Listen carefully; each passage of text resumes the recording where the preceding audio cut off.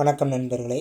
நாம் இந்த வீடியோ பதிவில் என்ன பார்க்க போகிறோம்னா, அதாவது வரக்கூடிய காவலர் பிசி எக்ஸாமுக்கு 30 நாட்களில் அதாவது இப்போ கிட்டத்தட்ட நமக்கு ஒரு 40 நாட்கள் மேலே டைம் இருக்குது. அதில் கடைசி 10 நாள் புதுசாக எதுவும் படிக்க முடியாது, கண்டிப்பாக ரிவிஷன் தான் பண்ண முடியும். அதற்கு முன்னாடி ஒரு 30 நாளில் டோட்டலாக படித்தா ஒரு 65 மதிப்பெண்ணுக்கு மேலே எடுக்க முடியும். அதற்கான ட்ரிக்ஸ் தான் இந்த வீடியோ பதிவில் சொல்ல போகிறோம். ஃபஸ்ட்டு வாங்க பார்க்கலாம். ஃபஸ்ட்டு பார்த்திங்கன்னா உளவியலில் இருந்து நம்மளுக்கு ஒரு 30 கேள்விகள் கேட்பாங்க. டோட்டலாக கொஸ்டின் 80 கேள்விகள் இடம்பெறும். அதில் உளவியல் மட்டும் ஒரு 30 கேள்விகள் கேட்பாங்க. ஃபஸ்ட்டு இது வரைக்கும் நீங்கள் யாரும் படிக்கலைன்னா இப்போ இருந்து படிக்க ஸ்டார்ட் பண்ணாலும் போதும். ஃபஸ்ட்டு உளவியல் ப்ரீவியஸ் இயர் கொஸ்டின், அதாவது கடைசியாக ஒரு 10 கொஸ்டின் உள்ள உளவியல் கொஸ்டின், அந்த உளவியல் கொஸ்டினும் அது ரிலேட்டடாக உள்ள சேம் மாடல் கொஸ்டின் பார்த்தாலே போதும். கண்டிப்பாக அதுலேருந்து வரும். அதே கணக்கு வரலாட்டியும் அதே சேம் மாடல் கண்டிப்பாக வரும். அதனால் ப்ரீவியஸ் இயர் கொஸ்டின் உள்ள உளவியல் கேள்விகள் எல்லாமே சால்வ் பண்ணி பார்த்துருங்க. அதில் உள்ள எல்லா கேள்விகளும் ப்ராக்டிஸ் பண்ணி பார்த்துருங்க.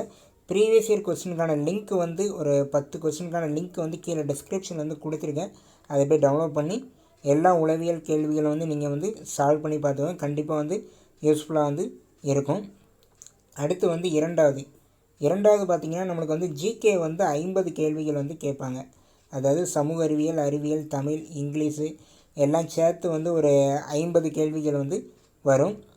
அந்த 50 கேள்விகளை எந்த பாடங்கள் மட்டும் முக்கியமாக படித்தால் போதும் அப்படிங்கிற மாதிரி, அதாவது தமிழ்நாடு சீருடர் பணியாளர் ஆணையமே சமீபத்தில் ஒரு போன வாரம் சொல்லியிருந்தாங்க.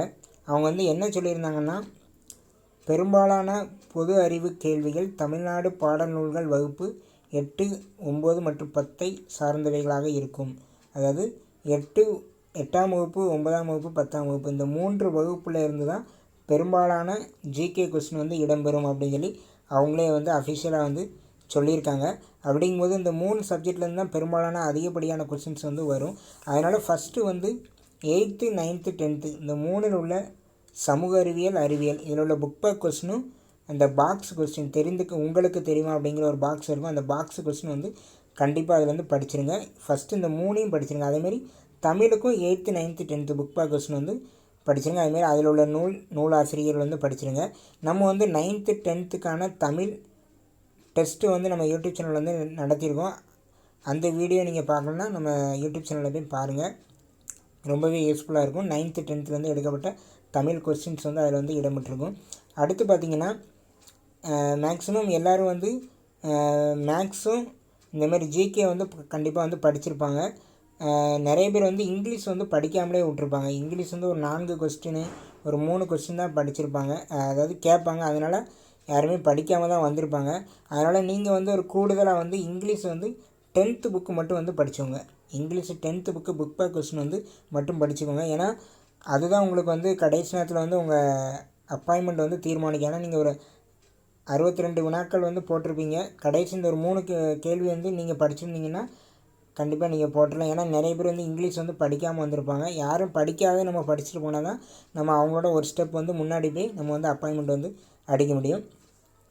கண்டிப்பாக இந்த ட்ரிக்ஸை மட்டும் ஃபாலோ பண்ணுங்கள். 30 நாளைக்கு கண்டிப்பாக எக்ஸாம் 65 மதிப்பெண்ணுக்கு மேலே எடுத்து கிளியர் பண்ணிடலாம்.